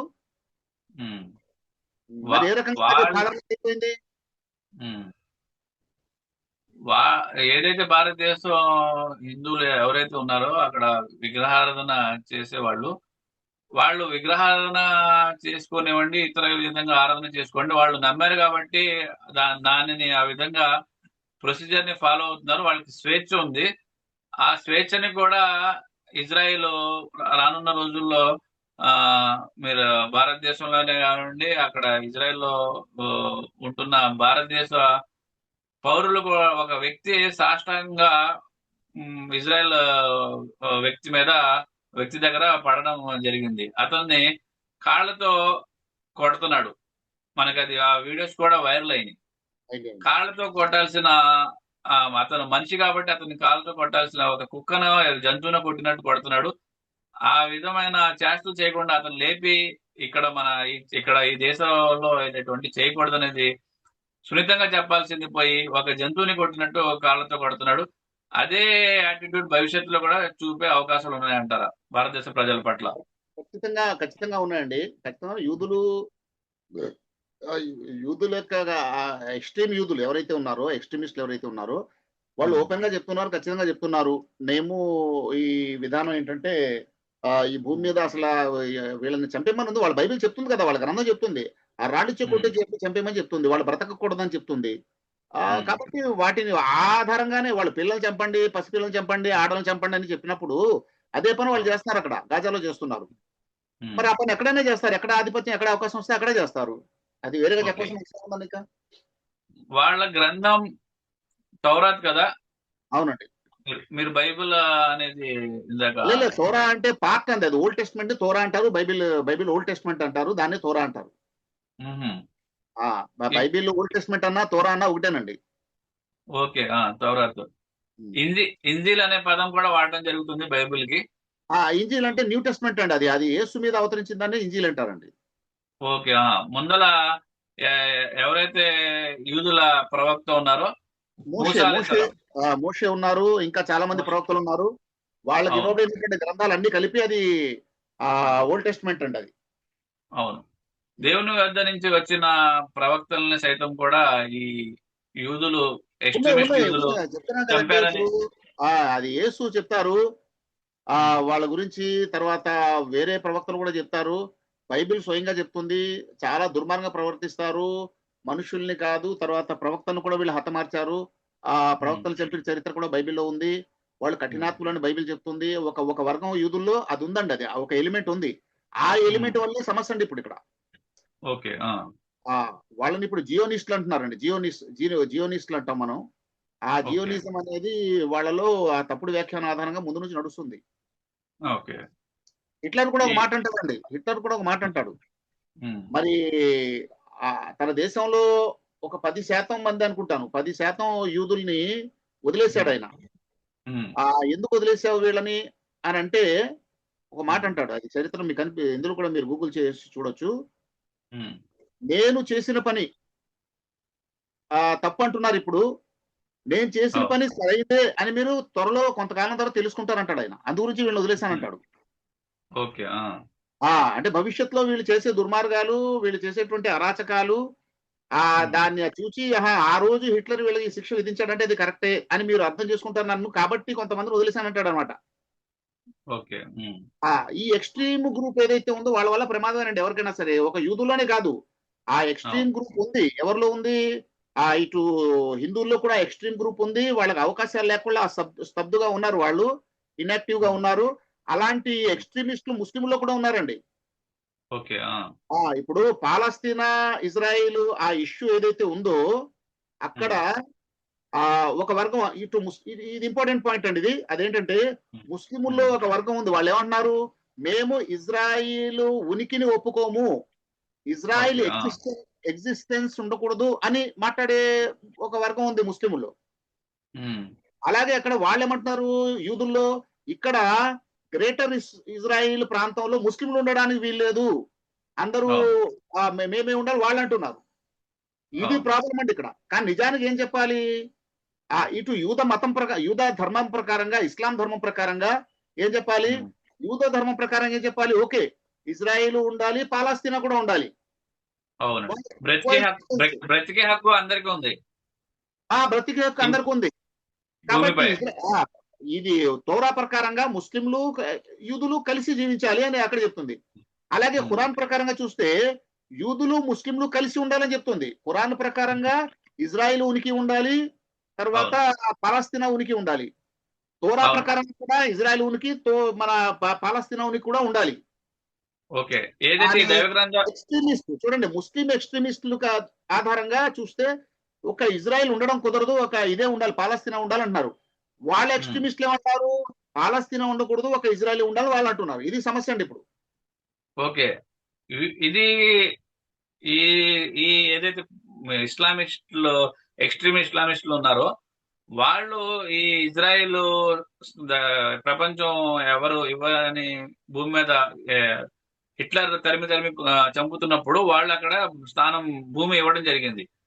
ఆ భూమిని వాళ్ళు ఇంకా పెంచుకుంటూ ఏదైతే పాలస్తీనా ప్రజలు ఉన్నారో వాళ్ళని చంపి వాళ్ళ ఇళ్లను, స్థలాలను కబ్జా చేసుకుంటున్నందుకే ఈ ఇజ్రాయెల్ అనేది ఉంటే ప్రపంచానికి కానివ్వండి, మాకు చుట్టుపక్కల అరబ్ దేశాలకు కానివ్వండి ప్రమాదం అనే కోణంలోనే మేము వాళ్ళు ఉండకూడదు అనే అంటున్నామని ఒక వాదన నడుస్తుంది. వాస్తవం అది. నిజమేనండి. వాదన అదే. ఇప్పుడు ఒక వర్గం ఉనికి ఉండకూడదు అంటే అది వాళ్ళ ప్రమాదం అన్నప్పుడు వాళ్ళకి వ్యతిరేకంగా పోరాడతారు కదా! ఎవరైనా పోరాడాలి. వాళ్ళ చరిత్ర అలాగుంది. అటువంటప్పుడు ఉమ్, వాళ్ళు ఎవరు కంట్రోల్ చేయాలి? ఎవరు కంట్రోల్ చేయాలండి? యుఎన్ఓ దేశం ఉంది కాబట్టి అక్కడ ఒక పెద్దన్న అవును. పాత్ర వహించేటువంటి దేశాలు ఏవైతే ఉన్నాయో, అమెరికా లేకపోతే యూరప్ దేశాలు ఏవైతే ఉన్నాయో, వాళ్ళు నిలువరించాలి కదా! ఐక్యరాజ్య సమితి. అవునండి. వాళ్ళు నిలువరించాలి. వాళ్ళు నిలువరించడం లేదు. వాళ్ళేంటి ఇండైరెక్ట్‌గా వాళ్ళు సపోర్ట్ ఉమ్, చేస్తున్నారు. అంతగా వాళ్ళని మానిప్యులేషన్ అవునండి. చేయడం జరిగిందన్నమాట. వాళ్ళు మానిప్యులేషన్‌లో అమెరికా, యూరప్ దేశాలు కూడా మానిప్యులేషన్‌కి గురైపోయినాయి. ఎందుకంటే వాళ్ళకి అల్టిమేట్‌గా స్వార్థం ఉమ్, ఉందండి ఇక్కడ. చూడండి ఇప్పుడు యూరప్ దేశాలను ఒకప్పుడు చూడండి ఇరాన్ తీసుకుంటే షా కంటే ముందు ఇరాన్ ఉమ్, దేశంలో అక్కడ వనరులు పడక ముందు చాలా సజావుగా ఉమ్, చక్కగా సాగేది. తర్వాత పెట్రోల్ అక్కడ వచ్చిన తర్వాత 80% బ్రిటిష్ వాడుకునేదండి. 80% ఉమ్, పెట్రోల్ వనరుల్ని ఇరాన్ నుండి బ్రిటన్ వాడుకునేది. ఆ! అవునండి. పాకిస్తాన్ వాడుకునేవి. ఒక 20% మన ఈడ ఇంట్లో వాడుకునేది. అక్కడ ఒక మన రాజు, ఒక ఇంట్లో నాయకుడు బయలుదేరి అప్పుడు ఉమ్, జాతీయం చేశాడు. ఏది అవును. ఈ పెట్రో వనరుల్ని సహజ జాతీయం వనరులు ఆ దేశ వనరులనే ఆ దేశ ప్రజలకు జాతీయం చేశాడు. వాడుకోవాలని చెప్పాడు. అవును. చెప్పినప్పుడు ఒక మన ఆపరేషన్ మొదలెట్టారు వాళ్ళు. ఎక్కడ ఈళ్ళు యూరోపియన్స్, అమెరికన్స్ కలిపి ఒక ఆపరేషన్ చేసి, ఆ నాయకుడిని అంతం చేశారు. చంపేశారు. చంపేసి షాని ఒక తోలుబొమ్మ, కీలుబొమ్మ ప్రభుత్వాన్ని అక్కడ షాని అపాయింట్ తీసుకొచ్చాడు చేశారు. ఇరాన్ లో. వాళ్ళకి అవును. సపోర్ట్ చేసేలాగా. ఆ అవును. విధంగా చేసి ఆ తర్వాత మళ్ళీ దానికి వ్యతిరేకంగా హుమైని అవును. రివల్యూషన్ 79 లో వచ్చిన రివల్యూషన్ దానికి వ్యతిరేకంగా వచ్చింది. ఉమ్, కాబట్టి ఇక్కడ చూడండి, ఉగ్రవాదం అంటున్నారు చూస్తారా? ఉగ్రవాదం, ఉగ్రవాదం అంటున్నారు. ఉగ్రవాదం అవును. పుట్టింది అంటే దానికి అమ్మ ఉండాలి కదా! అమ్మ లేకుండా ఏది పుట్టదు కదా! అవునండి. తల్లి లేకుండా బిడ్డ పుడతదండి. లేదు, ఎవరంటారు ఉగ్రవాదానికి తల్లి? ఆ! అగ్రవాదం. ఆ, ఉగ్రవాదానికి తల్లి ఎవరు? అగ్రవాదం. ఉమ్, ఎప్పుడైతే మీరు ప్రెషరైజ్ చేసేస్తారో, ఎప్పుడైతే మీకు ఉమ్, మీకు ఊపిరాడకుండా గట్టిగా నొక్కేస్తారో అప్పుడేమో తిరుగుబాటు అనేది ఆటోమేటిక్‌గా వస్తుంది కదా! ఓకే. కాబట్టి ఇక్కడ ఈ ఉగ్రవాదాన్ని మేము ప్రోత్సహిస్తున్నామని కాదండి ఇక్కడ. ఇక్కడ మేము చెప్పేదేంటంటే న్యాయము, ఉమ్, అన్యాయం అనేది ఒకటి ఉందా లేదా? ఉంటది కదండి. ఇది న్యాయాన్యాయాల పోరాటం అండి ఇది. ఓకే. ఆ! ఇది న్యాయాన్యాయాల పోరాటం తప్ప ఇది మతాల మధ్య పోరాటం కాదండి ఇది. ఇది ఉమ్, దురాక్రమణకు, స్వతంత్రానికి మధ్య పోరాటం ఇది. అవును. ఆ! ఈ కాబట్టి ఇప్పుడు బ్రిటిష్ వాళ్ళొచ్చి మనల్ని కబళించారండి. మన ఉమ్, వనరులన్నీ దోచుకుపోయారు. మన సంపదంతా కూడా దోచుకుపోయారు. అప్పుడు అవును. తిరుగుబాటు 2 రకాలుగా వచ్చింది. ఒకటేంటంటే నాన్ వయలెన్స్ గాంధీ గారు అవును. చేపట్టింది. ఉమ్. రెండోదేంటంటే మరి తిరుగుబాటు చేసి బ్రిటిషర్‌ని డైరెక్ట్‌గా చంపి సుభాష్ పాడేసి ఆ వయలెన్స్ పరంగా సుభాష్ కూడా ఒకటొచ్చింది. అవును. సుభాష్ చంద్రబోస్ గారు సైన్యాన్ని ఏర్పాటు చేశారు. అల్లూరి చేసి సీతారామరాజు గారు ఆయన తిరుగుబాటు చేశాడు. అవును. ఆయనేమో వైలెన్స్. వయలెన్స్‌తో చేశాడాయన. ఇప్పుడు ఆ అవును. వయలెన్స్‌ని ఉగ్రవాదం అంటారా ఆ వయలెన్స్‌ని చెప్పండి? కాదండి. ఉమ్, ఆ! కానీ బ్రిటిష్ దృష్టిలో ఏంటది వయలెన్సే అది ఉగ్రవాదమే కదా! ఉమ్, అది. కాబట్టి ఇక్కడ మీరు చేసేటువంటి పోరాటం న్యాయంగా ఉందా? అన్యాయంగా ఉందా? ఇది చూడాలి అంతే. న్యాయాన్యాయాలు చూడాలి. అందుకే నేనేమంటున్నానో ఉమ్, తెలుసండి? ఉమ్, వి స్టాండ్ విత్ ఇజ్రాయెల్ అనేది తప్పే. వి స్టాండ్ ఉమ్, విత్ పాలస్తీనా అనేది కూడా తప్పే. We stand um, with justice అని చెప్పండి. ఇది న్యాయం అవుతుంది. ఓకే. ఉమ్, కాబట్టి మా ప్రకారం ఏంటి? అక్కడ ఇజ్రాయెల్ ఉనికి ఉండాలి. అలాగే పాలస్తీనా ఉనికి కూడా ఉండాలి. అవును. 2 స్టేట్ థియరీ అలా ఏదైతే ఉందో దాన్ని మనం అంగీకరించాలి. అలా అని వెళ్తున్న ఏదైతే ప్రపంచవ్యాప్తంగా సామాజిక వ్యక్తులు ఉన్నారో, వీ స్టాండ్ విత్ హ్యుమానిటీ అని వెళ్తున్న ఆ! ఫ్లోటిలా ఏదైతే గ్రూప్ ని కూడా ఈ ఇజ్రాయెల్ సైన్యం వాళ్ళని నిర్బంధించింది, జైళ్ళల్లో పెట్టి ఇప్పుడు కూడా వాళ్ళని టార్చర్ చేస్తుంది, మహిళలపై రేపులు కూడా చేస్తున్నారు. ఈ ఈ అన్యాయం జరుగుతున్నది కాబట్టి, ప్రపంచవ్యాప్తంగా ఇజ్రాయెల్ ద్వారా జరుగుతున్న అన్యాయం కాబట్టి వాళ్ళు కూడా ఆ, ఓడలు వేసుకుని అక్కడికి వెళ్ళడం జరుగుతుంది. ఆ దేశాలకు కూడా చిత్రహింస గురి చేస్తున్నారు. ఏ విధంగా చూస్తారు దీన్ని? అదేనండి. ఇక చూటే ఉందండి. ఎప్పుడైతే ఒక ఐడియా, ఒక థాట్ మైండ్‌లో వచ్చేస్తుందో దాన్ని ప్రాసెస్ అమలు చేసేటప్పుడు ఇవన్నీ వస్తాయి. తమ ఎక్స్‌ట్రీమ్ తన ఉమ్, ఉగ్రవాద పూరిత భావజాలం ఏదైతే మైండ్‌లో వచ్చిందో, దాన్ని వ్యతిరేకిస్తున్న వాళ్ళందరిని అవును. అంతం చేయాలనే ఆలోచన వస్తది ఎవరికైనా సరే. అందులో భాగంగానే ఇది జరుగుతుంది. ఉమ్, సో, ఇప్పుడు ఫైనల్ చూడండి. ఒక ప్రధానమైన అవును. విషయం ఇక్కడ నేను చెప్పదలుచుకున్నాను. నెరేషన్, ఉమ్, రైట్ నెరేషన్ మనం చూడాలండి. నెరేటివ్ ఏదైతే ఉందో, ఆ వాదన ఏదైతే ఉందో, ఆ ఉమ్, న్యాయబద్ధమైన న్యాయబద్ధమైన వాదన ఉమ్, లేక ఇది తప్పుడు వాదన అనేది జరగాలి. ఈ నెరేషన్ ఫిక్స్ అయినప్పుడే మీకు ఆ ట్రూత్ అండ్ ఫాల్స్ అనేది క్లియర్ అవుద్ది. ఇప్పుడు నెరేటివ్ బిల్డ్ చేస్తున్నారు. ఏంటిక్కడ? ఓకే. మామూలుగా చూడండి. ఆ పాపం యూదులు ఉమ్, వాళ్ళ ప్రామిస్డ్ ల్యాండ్ వాళ్ళకిచ్చారు, దేవుడిచ్చాడు. అక్కడి నుంచి ముస్లింలు గెంటేశారు అని ఒక అమాయకత్వపు భావనతో ఒక నెరేటివ్ క్రియేట్ చేశారిది. ఈ నెరేషన్ టోటల్లీ రాంగ్ అండి ఇదసలు. ఉమ్, అసలు చెప్పాలంటే ముస్లిముల వల్ల ఆ, యూదులకి ఎప్పుడూ ఇబ్బంది లేదండి అసలు. ప్రపంచ ఉమ్, దేశాల్లో గంటవే. యూదులు బాగా సేఫ్‌గా ఉన్నటువంటి కాలం ముస్లింల పరిపాలనలోనే ఉన్నారు. ఓకే. ఇది అసలు నెరేటివ్ అండి. తర్వాత యూదులు ఉమ్, బయటికి తరమబడ్డారంటే వాళ్ళు చేసిన దుర్మార్గాల కారణంగా తరమబడ్డారు. ఇది బైబిల్ చెప్తుంది. ఈ నెరేషన్‌ని మనం ఉమ్, ఆ రియల్ నెరేటివ్ ఏదైతే ఉందో దాన్ని మనం వాక్యాధారంగా వాళ్ళ నమ్ముతున్నటువంటి బైబిల్ ఓల్డ్ టెస్టమెంట్ ఆధారంగా మనం అది ఆ నెరేటివ్‌ని ఉమ్, బిల్డ్ చేసి ఆ నెరేషన్ ఉమ్, పబ్లిక్‌లో మనం తీసుకువెళ్ళనంత వరకు ఈ అపోహలు, అపార్థాలు అలాగే ఉంటాయి. ఓకే. ఇదండి. ఇప్పుడు యూదు యూదులు ఏదైతే ఎక్స్ట్రీమిస్ట్ యూదులు ఉన్నారో మీరు అనే విధంగా ఆ, వాళ్ళు ముస్లింల మీద నింద వేస్తున్నారు. అరబ్ ముస్లింలు మనల్ని ఏదైతే పాలస్తీనా ఇజ్రాయెల్ ఆ ప్రాంతంలో నుంచి తరివేశారని గతంలో వాళ్ళు ఎక్కడికి వెళ్ళినా సరే వాళ్ళని ఇప్పుడు చూస్తే మనం హిట్లర్ కానివ్వండి ఇతర దేశాలకి వెళ్ళినా సరే వాళ్ళని కూడా ఈ యూదుల్నే వీళ్ళు ఇక్కడ ఉంటే ఈ దేశానికి ప్రమాదం అని తరిమివేశారని వార్తలు కూడా వస్తున్నాయి. అందులో వాస్తవం ఉందా? కరెక్టే కదండి. మరి వాళ్ళ దేశానికి సంబంధించి వాళ్ళు చెప్తున్నారు కదా! వాళ్ళేంటంటే, వాళ్ళ దగ్గర ఉన్న విధానం ఏంటంటే, వాళ్ళు ఏ దేశంలో ఉంటే ఆ దేశంలో ఆర్థిక వనరుల్ని పూర్తిగా లాగేసుకుంటారండి. వడ్డీ వ్యాపారం ఓకే. చేసి, ఆ ఉమ్. రిసోర్సెస్ అంతా కూడా వాళ్ళలా క్రమంగా గుప్పిలో తెచ్చేసుకుంటారు. అక్కడ ఉన్న వాళ్ళే ఉమ్. భికారీలయిపోతారు. సరే ఓకే. భికారీలయితే భికారీలయ్యా ఆ తర్వాత వాళ్ళ మీద దౌర్జన్యం చేయడం మొదలెడతారు. వీళ్ళ నేచర్‌లో ఆ భావ ఆ యాటిట్యూడ్ ఉందని బైబిల్ చెప్తుందండి. ఓకే. ఆ! వాళ్ళది ఏదైతే గ్రంథం ఉందో వాళ్ళలో ఆ గ్రంథంలో వడ్డీ వ్యాపారం చేయడానికి అనుమతి ఉందా? లేదు నిషేధం. వడ్డీ వ్యాపారం నిషేధం అండి. ఉమ్. కానీ వడ్డీ వ్యాపారం ప్రతి చేస్తారు. ప్రతి దైవ గ్రంథంలో. ప్రతి దైవ గ్రంథంలో నిషేధం. బైబిల్‌లో కూడా నిషేధం. వడ్డీ వ్యాపారం నిషేధం అండి. ఖురాను భగవద్గీతలో. భగవద్గీత, ఖురాను, వేదము అన్ని గ్రంథాల్లో కూడా వడ్డీ వ్యాపారం నిషేధం. ఎందుకు ఆ వ్యాపారం నిషేధం? దానివల్ల ఆర్థిక అసమానతలు ఏర్పడతాయండి. ఉమ్. ఆర్థిక అసమానతలు ఏర్పడి సమాజంలో సంక్షోభం ఏర్పడుతుంది. ఉమ్. అందులో మానవత అనేది చచ్చిపోతుందండి.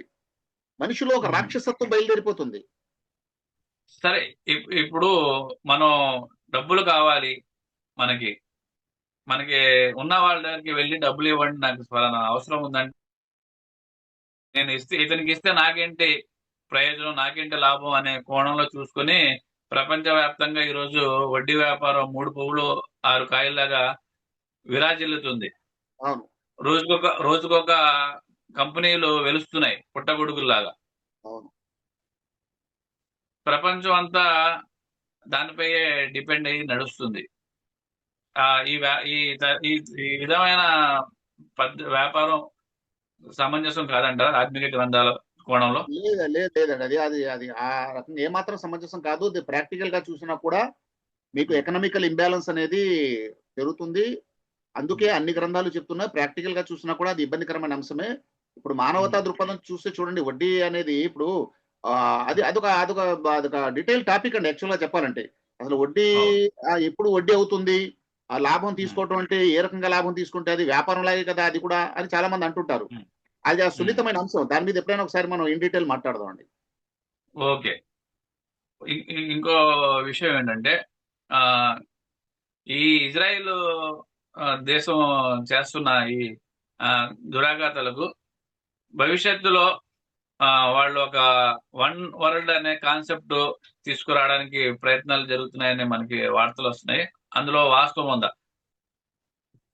వాస్తవం ఉండడేంటి సార్ అది అన్నీ కూడా మీరు చూడండి. న్యూ వరల్డ్ ఆర్డర్ చూడండి. అవును. వన్ వరల్డ్ అని చెప్పండి. ఇయన్నీ రకరకాల పేర్లు పెడుతున్నారు. అందులో ఏంటంటే అల్టిమేట్‌గా వాటన్నిటి వెనకాల పనిచేసే అంశం ఏంటి తెలుసండి? ఉమ్. మేము పవిత్రులము. మేము ఉమ్. దేవుని సొంత బిడ్డలము. కాబట్టి ఉమ్. మేమే ఇక ఎంతవరకెళ్ళింది తెలుసండి? ఉమ్. ఈ తౌరాత్‌లో కాకుండా వాళ్ళు కొన్ని వేరే గ్రంథాలు రాసుకున్నారు. దాని పేరేంటంటే ఇక్కడ మీకు టాల్ముద్. టాల్ముద్ అనే గ్రంథం ఓకే. ఒకటుంది. హ్మ్. ఉమ్. అందులో ఏం రాశారంటే యూదులు మాత్రమే మనుషులు. యూదులు కాని వారు మనుషుల రూపంలో ఉన్న పశువులు అని రాశారండి. ఓకే. ఆ లిటరేచర్‌లో మొత్తం రిఫరెన్సెస్ మీకు ఆన్‌లైన్‌లో దొరుకుతాయి ఇవన్నీ కూడా. ఉమ్. ఇంకేం రాశారు? ఒక యూదుడు కాని వాడితో కలిసి భోంచేస్తే కుక్కతో కలిసి భోజనం చేసినట్లు. బా. ఆ! ఉమ్. ఒక ఒక యూదుడు కాని వాడిని హత్య చేస్తే అది దేవుడికి బలిచ్చినట్లు. ఉమ్. ఇలాంటివి ఉన్నాయండి. తర్వాత ఉమ్. పరిపాలనకి అర్హులు మేమే. ఉమ్. మా రక్తం పవిత్రమైంది. మేము పవిత్రులం, పరిశుద్ధులం. పాలన మేమే చేయాలి. మిగతా వాళ్ళందరూ ఉమ్. కూడా పాలితులుగా ఉండాలి. వేరే వాళ్ళకి పరిపాలన చేసే హక్కు లేదు. మాకే పరిపాలన ఉమ్. చేసే హక్కుంది. ఓకే. ఇదండి. ఇలాంటి మోటివేషన్స్ ఏంటంటే, ఇలాంటి విషయాలు రాసి చిన్నప్పటి నుండి పిల్లలకి చెప్పడం వల్ల, వాళ్ళు ఉమ్. ఉగ్రవాదులు అయిపోతారిక. వాళ్ళిక మానవత్వం అవును. అనేది ఏముంటది ఇంక మనుషులు చంపడం వాళ్ళకేదో సరదాగా ఉంటదనమాట. అవును. ఈ హ్మ్. ముస్తాక్ అహ్మద్ గారు ఉగ్రవాదం అనే పదము పెద్దదా? లేకపోతే హత్య అనే పదం పెద్దదా? ఈ ఉగ్రవాదం అని చెప్పుకునే పదం పెట్టి మనుషుల్ని చంపడం జరుగుతుంది. హత్య అదే హత్య కదండి ఇప్పుడు. హత్య వరకు. ఇప్పుడు చూడండి, ఇప్పుడు హ- ఉగ్రవాదము అన్నారు కదా. ఉగ్రవాదము అంటే ఏంటి అసలు? దానికి డిఫినిషన్. ఉగ్ర ఆ. ఉగ్రవాదముకి డిఫినిషన్ ఇవ్వలేదండి, ఇప్పటివరకు ఇవ్వలేదు, ఎవరు కూడా ఇవ్వలేదు. ఫర్ ఎగ్జాంపుల్ లాజిక్ గా చూసుకుంటే ఉగ్రుడు ఉగ్ర రూపం అంటారు. అవునవును. అంటే కోపిష్ఠుడు, ఆ, కోపంగా, ఉగ్ర సమాజం అంటే ఎక్స్ట్రీమిస్ట్ అనొచ్చేమో ఇంగ్లీష్ లో. లేదు లేదు, అదే చెప్పిన, లేదు ఎక్స్ట్రీమిస్ట్ అంటే టెర్రర్ అంటే కాదండి. సపోజ్ భయపెట్టడం, టెర్రర్ అంటే భయపెట్టడం దానికి అర్థం. భయపెట్టడం. ఓకే ఓకే, కానీ మీరు దీనికి అఫీషియల్ గా, దీనికి లీగల్ మీరు గా వీళ్ళు నిర్మాణం జరగలేదండి. భయపడడం వరకు ఆగిపోతున్నారా, వీళ్ళ హత్యల వరకు కూడా వెళ్ళిపోతున్నారా? వీళ్ళని చెప్పండి మర్డరిస్టులు చెప్పండి. మర్డరిస్టులు అనాలా, టెర్రరిస్టులు అనాలా? చూడండి, ఇక్కడ విషయం ఏంటంటే, ప్రపంచంలో యుఎన్ఓలో ఇంతవరకు ఆ టెర్రరిజం అన్న దానికి నిర్దిష్ట ఉమ్, నిర్వచనం రాలేదండి. ఒకటి. ఉమ్, ఇప్పుడు చంపటం అనే మాట ఉంది. సపోజ్ ఇప్పుడు మీరే ఉన్నారండి, డైరెక్ట్ గా చెప్తాను. ఇప్పుడు మీరే ఉమ్, ఉన్నారు, మిమ్మల్ని ఉమ్, చంపాలని చెప్పేసి ఒకడు కుట్ర చేస్తున్నాడు. ఆ విషయం మీకు ఉమ్, తెలిసిపోయింది. ఆ వచ్చే అవును. వారం మీకు మీ మీద దాడి చేయాలనేటువంటి ఒక ప్లాన్ లో ఉన్నాడని చేసుకుంటున్నాడు. అప్పుడు మీకు ఏం ఉమ్. కలుగుద్ది? ఆగ్రహం వస్తుందా భయం లేదా? భయం కలిగిద్ది. భయం వస్తుంది. ఆ తర్వాత భయం తర్వాత ఏమొస్తుంది? ఆగ్రహం వస్తుందా లేదా వాడి మీద? కోపం వస్తుంది. వస్తుందా లేదా? అవును. అప్పుడు మీ ప్రాణాన్ని కాపాడుకోవడానికి వెళ్ళి వాడిని, మీరు ఎదురు దాడి చేసే వాడిని చంపేసే అవకాశం మీకు ఉందా లేదా? ఉన్నాయండి. ఇదొక పద్ధతి. అంటే ఇప్పుడు ఉమ్, మీరు ఎదుటి వాడిని చంపేశారు అన్నారు. ఓకే. ఇంకో కండిషన్ ఉమ్, చెప్తున్నాను. అదేంటంటే, ఒకడున్నాడు, వాడి ఎదుగుదల చూసి కడుపు మంటొచ్చి ఉమ్, మీ మీ మీ పొజిషన్ ని వాడు తీసుకుంటాడనేటువంటి అక్కసు కలిగి వాడిని ఉమ్, లేపేద్దాం, వాడిని లేపేస్తే ఆ పొజిషన్ నాకు వస్తది కదా అనే ఉమ్. ఆలోచనతో, ఆగ్రహంతో వెళ్ళి చంపేశారు. ఓకే. చూడండి, ఇక్కడ చంపేయటం, అక్కడ చంపేయటం, రెండు ప్రక్రియలు చంపేయటాలే. అవునండి. ఆ రెండిట్లో ఏది న్యాయబద్ధమైంది, ఏది ఉమ్, అన్యాయమైంది అవును. అనేది పాయింట్ అండి ఇక్కడ. అవును. ఆ తన ఆత్మరక్షణ నిమిత్తం వెళ్ళి వాడిపై దాడి చేశాడంటే అది న్యాయమే. ఎందుకంటే తన ప్రాణం ఉమ్, తను కాపాడుకునే హక్కు ప్రతి వాడికి ఉంది. ఉమ్, అంటే లీగల్ అవును. గా అప్రోచ్ అవ్వాలి. లీగల్ గా అవును. అప్రోచ్ అయ్యే అవకాశం కూడా లేదు. హఠాత్తుగా నా మీద దాడి ఉమ్. జరిగిపోద్ది. ఆ తర్వాత ఆ లీగల్ అది అని నేను కూర్చుంటే ఈ లోపు వచ్చి నన్ను వేసేస్తాడు. అలాంటి చాలా సీరియస్ ప్రాణం పోతుంది. కానపోద్ది. చట్టాలు కూడా అవకాశం ఇస్తున్నాయి తన ప్రాణాలు కాపాడుకోవడానికి ఆ డిఫెన్స్ చేయొచ్చు అని. అది అఫెన్స్. అది ఆత్మరక్షణకి మీకు అవకాశం ఇస్తున్నాయి. అవునండి. కాబట్టి ఇక్కడ చంపటం, కోపం రావటం, చంపటం అనేది రెండు రూపాల్లో ఉంటదన్నమాట అది. ఉమ్, ఒకటి న్యాయబద్ధమైంది, రెండోది ఏంటంటే దురాక్రమమైంది, అన్యాయమైంది ఒక పద్ధతి ఉంది. కాబట్టి ఓకే. ఇప్పుడు ముస్లింలు వెళ్లి యూదుల మీద దాడులు చేస్తున్నా, యూదులు ఉమ్, వచ్చి ముస్లింల మీద దాడులు చేస్తున్నా, ఇక్కడ ఉమ్, ప్రేరణ ఏంటి? ఇక్కడ వీళ్ళిద్దరిలో ఉన్నట్టు ప్రేరణ ఏంటి? ఉమ్, అది ఆత్మరక్షణ దాడా, దురాక్రమణ దాడా ఉమ్. అనేది నిర్ణయించాలి. అవునండి. ఇ- అదండి. ఇప్పుడు ఈ ఈ అమెరికా, ఇజ్రాయెల్ దేశాల వల్ల ఇప్పుడు చూస్తే ఇరాన్ ఆ సర్వనాశనం చేసేశారు. అక్కడ ఏదో న్యూక్లియర్ వెపన్స్ ఉన్నాయి, అవి ఉన్నాయి, ఇవి ఉన్నాయని. అలాగే విధంగా పాలస్తీన్ అని కూడా సర్వనాశనం చేసేశారు ఆ దేశాన్ని. ఇంకా ఇరాన్, ఇప్పుడు ఇరాక్ ఇరాక్ అయిపోయింది, ఇరాన్ మీద పడ్డారు ఇప్పుడు. ఈ ఇవన్నీ చేసుకుంటూ వెళ్ళడానికి వీళ్ళకి మనం, మీరు ఇందాక చెప్పిన విధంగా వీళ్ళకి దైవ గ్రంథాలు అయితే, గైడ్ లైన్స్ అయితే లేవు. భగవద్గీత, సారీ, బైబిల్, తౌరాతు వాటిల్లో అయితే లేవు. ఖురాన్లో కానివ్వండి, లేవు. ఎలాంటి లేదండి. వీళ్ళే వీళ్ళే క్రియేట్ చేసుకున్నారు. వీళ్ళ అంతే. పూర్వీకులు క్రియేట్ చేశారు. అది స్కూల్ ఆఫ్ థాట్స్ అనుకోవచ్చా మనం? ఆ school of thoughts. School of thought. School of thought అంటే నెరేషన్, అది నెరేటివ్ బిల్డ్ అవును. చేశారు. ఇప్పుడు మీరు చూడండి, ఒక జర్నలిస్ట్ గా, ఉమ్, నేను ఒక రిఫార్మర్ గా, ఉమ్. తర్వాత మా ప్రేక్షకులు ఎవరైతే ఈ టీవీ, యూట్యూబ్ Marketing. ఛానల్ వీక్షిస్తున్నారో వాళ్ళు అవును. సమాజాన్ని ప్రేమించే వారిగా ఇక్కడ ఉమ్, చేయవలసిన పని ఏంటంటే, నెరేటివ్ ఏదైతే ఉందో, ఆ కథనం ఏదైతే ఉందో దాని మీద ఉమ్. పనిచేయాలండి. ఎప్పటి వరకు అవును. అయితే ఆ నెరేటివ్ ని మీరు బ్రేక్ చేయరో అప్పటి వరకు అది ఉమ్. తల్లివేరది. అక్కడ నుంచి అది పైన మీరు కొమ్మలు కత్తిరించినా కూడా మళ్ళీ ఆ చిగుర్లు వస్తూనే ఉంటాయి. కాబట్టి వస్తుంది. అవును. నెరేటివ్ మీద మీరు వర్క్ చేయాలి. వీళ్ళు. ఉమ్. ఆ నెరేటివ్ అందులో బిల్డ్ చేయాలి. అది. ఆ ఆ నెరేటివ్ ఎలాంటిదో ప్రజలు తెలుసుకోవాలంటారు. ప్రజలకు మేలు తెలుసుకోవాలి, చేసుకునే నెరేటివా, తెలుసుకోవాలి, అది లేకపోతే పబ్లిక్ ప్రజల్ని తీసుకోవాలి, అది నాశనం ప్రచారంలో చేసే పెట్టాలి. నెరేటివ్ అనేది ప్రజలు అది స్టడీ చేయాలంటారు. చేయాలి, ఇప్పుడు చేయాలి. మీరు ఇందాక చెప్పిన విషయంలో ఏదైతే యూదులు ఉన్నారో, ఎక్స్ట్రీమిస్ట్ యూదులు, వాళ్ళు ఆ మేము తప్ప మిగతా వాళ్ళందరూ మనుషులు కాదు, వాళ్ళు జంతువులతో సమానం అనే విషయం చెప్పారు. వాళ్ళు ఆ ఇతర మనుషుల్ని కూడా బలిస్తారు అనేది కూడా చెప్పారు. మనం వాళ్ళు దేవుడు అనే నమ్మే బాల్ అనే ఏదైతే ఉందో, దేవుడు అని నమ్ముతారో ఆయనకి పసిపిల్లల్ని పూర్వం వాళ్ళు బలిచ్చినట్టుగా మనం హిస్టరీలో చదువుకున్న కథనాలు వింటున్నాము.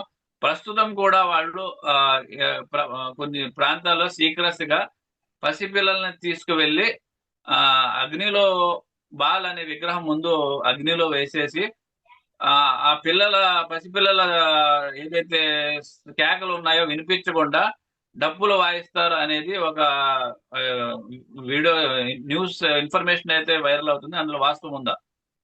అది బైబిల్లో ఆ పూర్వం ఉండేదండి. అది ప్రవక్తలు మోషే కంటే పూర్వం, తర్వాత ఆ ఇజ్రాయెల్ పరిసర ప్రాంతాల్లో కూడా బాల్ అనేటువంటి విగ్రహాన్ని ఆరాధించేటువంటి వాళ్ళు ఉండేవారు. వాళ్ళు ఉమ్, ఆ విధంగా నరబలి కూడా ఇచ్చేవారు. ఉమ్. అయితే దానికి వ్యతిరేకించవలసింది పోయి దాన్ని ఫాలో ప్రజెంట్ అయ్యేటువంటి వాళ్ళు యూదులు కూడా ఉన్నారు ఇప్పుడు యూదుల్లో. ప్రజెంట్ ఇప్పుడు కూడా అది జరుగుతుంది. ఉన్నారు, ఉన్నారు, అక్కడక్కడ ఉన్నారు, పలస పలసగా ఉన్నారు, వాళ్ళు కూడా ఉన్నారు. అవును.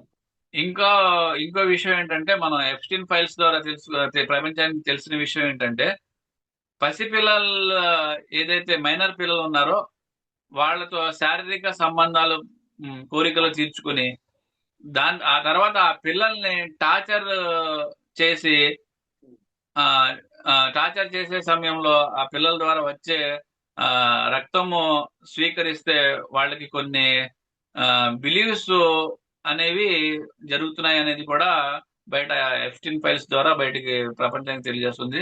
ఆ విధమైన చర్యలు కూడా వాళ్ళు పాటుపడుతూ ఉంటారా ఎక్స్ట్రీమిస్ట్ యూదులు? ఉన్నది నడిచింది కదండి. ఇప్పుడు మీకు ఎఫ్స్టీన్ ఫైల్స్ లో మొత్తం ఆ విషయాలన్నీ వచ్చేసినాయి కదా, వివరాలు ఉమ్, అన్ని వచ్చినాయి, అన్ని ఓపెన్ ఓపెన్ ఫ్యాక్ట్ అదంతా కూడా ఇప్పుడు అది. అవును. ఉమ్. ఇటువంటి దేశాలతో భారతదేశం పాలకులు ఎంతవరకు రిలేషన్ మెయింటైన్ చేయాలంటారు? అదే మరి ఆ విచక్షణ వారికి వదిలేయాలి. ఉమ్, భారతదేశం ఎప్పుడు కూడా ఏంటంటే దుర్మార్గాన్ని సహించలేదు, సహకరించలేదు. ఉమ్, కేవలం ఏంటంటే మాది శాంతి కాముక దేశంగా ఉంది. ధర్మానికి, అవును. న్యాయానికి మాత్రమే మేము ఎప్పుడు కూడా పట్టం కడుతూ వచ్చాము. ఎక్స్ట్రీమిజం ఉమ్, అనేది ఆ యూదుల్లో ఉన్నా, క్రైస్తవుల్లో ఉన్నా, మరి ముస్లింల్లో ఉన్నా, ఎవరిలో ఉన్నా కూడా ఆ పార్ట్ని మనం దాన్ని ఖండించవలసిందే. ఓకే. కాబట్టి శత్రువు మిత్రుడు అనేటువంటి ఆ సిద్ధాంతం ఆధారంగా ఒకరిని మనం ఉమ్, మిత్రులు చేసుకోవటం అంటే అది తాత్కాలికంగా ఏదైనా ఆనందం కలుగుతుందేమో కానీ ఆ ఉమ్, దీర్ఘకాలిక ప్రయోజనాలకు మాత్రం అది ప్రమాదం అండి దేశానికి. ఓకే. మీరు ఏదైతే ఆధ్యాత్మిక గ్రంథాలు ఉన్నాయో స్టడీ చేసిన ఒక ఆ, వ్యక్తిగా ప్రజలకు, తెలుగు ప్రజలకు, సుమారుగా 9 కోట్ల ఉన్న తెలుగు ప్రజలకు తెలుగులో ఏం సందేశం ఇవ్వదలుచుకున్నారు ఈ గ్రంథాల వెలుగులో? నేను తెలుగు ప్రజానీకానికి ఇవ్వదలుచుకున్నటువంటి సందేశం చాలా సంక్షిప్తం అండి, చాలా బ్రీఫ్, సంక్షిప్తం విషయం ఉమ్, ఇది. మొదటిది ఏంటంటే మనము 2 ప్యాటర్న్స్ లో నడుస్తున్నాం. ఒకటి సెక్యులర్ ప్యాటర్న్, రెండోది రిలీజియస్ ప్యాటర్న్. 2 ప్యాటర్న్స్ ఉన్నాయి మనకి. ఉమ్, ముందుగా సెక్యులర్ ప్యాటర్న్ లో మాట్లాడాలంటే సెక్యులరిజం అనేది ఆ హోలీ బుక్స్ ఆధారంతో మాట్లాడదు. అది కేవలం ఉమ్, మనుషుల్లో ఉన్న నైతికత ఆధారంగానే మాట్లాడద్ది. ఉమ్, కాబట్టి ఆ హ్యూమన్ జనరల్ మోరల్ టెండెన్సీ ప్రకారంగా మనము మన మనస్సు, మన అంతరాత్మ చెప్పేదాని ప్రకారంగా మనము న్యాయం పక్షంలోనే ఉండాలి. ఓకే. అతడు తన పర అనే భేదం ఉండకూడదు. ఉమ్, మనవాడైనా కూడా అతడు తప్పు చేస్తే తప్పని చెప్పాలి. ఉమ్, పరాయి వాడైనా కూడా అతడు మంచి చెప్తే అది మంచి, చేస్తే అది మంచి అని చెప్పాలి. ఇది మన ఓకే. న్యాయ దృష్టికి ఇది కొలమానం ఇది. కాబట్టి ఓకే. మనం న్యాయం తప్పకూడదు. ఇది మన కామన్ సెన్స్, మనకు ఉన్నటువంటి నైతిక స్పృహ ఆధారంగా ఇది జరగాలి. ఇది ఒకటి. ఉమ్, రెండోది యాజ్ ఎ రిలీజియస్ పర్సన్ చెప్తున్నాను. రిలీజియస్ పర్సన్ ఉమ్, ఏంటంటే రిలీజన్ పరంగా చెప్పాలంటే మన ఉమ్, ధర్మ గ్రంథాలు ఆ ఒక మత వర్గాన్ని ఎప్పుడు పట్టం కట్టడం లేదు. ఉమ్, నీతిమంతులు, న్యాయవంతులు, నీతిమంతులు, ఆ తర్వాత మానవతావాదులు మాత్రమే దేవుడికి ఇష్టలు. బ్రాహ్మణులు అంటే ఓకే. దేవుడికి ఇష్టలా, తర్వాత యూదులు అంటే దేవుడికి ఇష్టలా, ముస్లింలు అంటే దేవుడికి ఇష్టలా, క్రైస్తవులు అంటే దేవుడికి ఇష్టలా అని అంటే ఖురాను గ్రంథము 2వ అధ్యాయము 62వ వాక్యం. ఉమ్, అందులో చాలా స్పష్టంగా దేవుడు చెప్తున్నాడు. ఏమంటున్నాడు? మొహమ్మద్ ప్రవక్తను విశ్వసించే ముస్లింలైనా, ఆ, యూదులైనా, ఉమ్, క్రైస్తవులైనా, సాబయిన్లు అంటే ఇక్కడ హిందువులండి. వాళ్ళైనా, ఇంకా మరెవరైనా సరే దైవాన్ని ఉమ్, విశ్వసించి, తను ఉమ్, చేసిన కర్మలకు దేవుడి ముందు ఒకరోజు సమాధానం చెప్పుకోవాలనేటువంటి విషయాన్ని విశ్వసించి, ఉమ్, అంటే మరణాంతర జీవితాన్ని విశ్వసించి సత్కర్మలు చేసే వాళ్ళెవరు, వాళ్ళు మాత్రమే ఆ దేవునికి ఇష్టలు. వాళ్ళకి ఎలాంటి భయం కానీ దుఃఖం కానీ లేదు. వాళ్ళే మోక్షానికి అర్హులని చెప్తున్నాడు. ఇక్కడ కమ్యూనిటీ ఓకే. రిలీజియన్ పరంగా మనకి రక్షణ ఉండదు. మన ఉమ్, ప్రవర్తన పరంగా నైతికత, మానవత విలువలను బట్టి మాత్రమే దేవుడు ఉమ్, ప్రేమిస్తాడు. ఇది ప్రతి రిలీజియన్ గ్రంథం కూడా చెప్తుంది. ఈ విషయాన్ని మనం అంగీకరించాలి. ఇది రెండో విషయం నేను ఓకే. చెప్తున్నాను.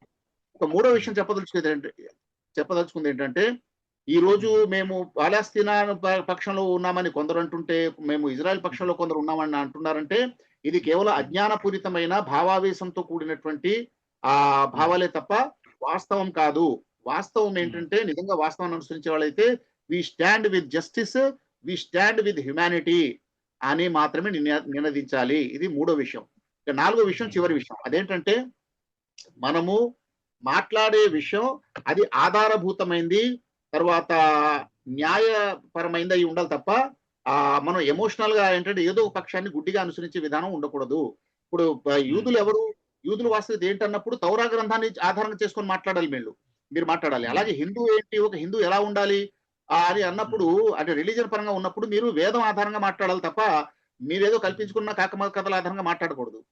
అదే విధంగా ఉమ్, ఒక ముస్లిం యాటిట్యూడ్ ఏంటి అన్నప్పుడు, అక్కడ కూడా ఖురాను, మొహమ్మద్ ప్రవక్త చెప్పిన బోధల ప్రకారంగా మాట్లాడాలి తప్ప ముస్లింల గురించి ఏదో ఎవడో రాసింది, లేకపోతే ముస్లింల్లో ఎవడో భ్రష్టుడు తప్పుడు మాటలు మాట్లాడిని వాడు ఆధారాలు తీసుకొని ఆ మీ మీ మీ ఫలానా పొలిటీషియన్ ఇలా చెప్పాడు కదా, మీ ముస్లిం ఫలానా ఎవరు ఇమాం ఇలా చెప్పాడు కదా, ఇవన్నీ కూడా చెల్లవు. ఖురాన్ ఏం చెప్పింది, ప్రవక్త మొహమ్మద్ ఏం చెప్పారు అంటే రెండే ఆధారాలు. ఈ ఆధారాలతో మాట్లాడటం అనేది మనం నేర్చుకోవాలి. ఇది ఓకే. రానంత వరకు మనము న్యాయం పక్షంలో రాలేము. ఓకే. ఇది నేను మా తెలుగు ప్రేక్షకులకి సవినయంగా నేను చెప్పుకునేటువంటి విషయం. దయచేసి దీని మీద మీరు ఆలోచించాలని కోరుతున్నాను. ఓకేనండి. కృష్ణకామత్ గారు చాలా ధన్యవాదాలు. చాలా సమయం వరకు మనం ఈ అంశాలపై చాలా అంశాలపై డిస్కస్ ఇంటర్వ్యూ చేయడం జరిగింది. మరోసారి మీతో మరో ఇంటర్వ్యూలో కలుస్తాము. Thank you.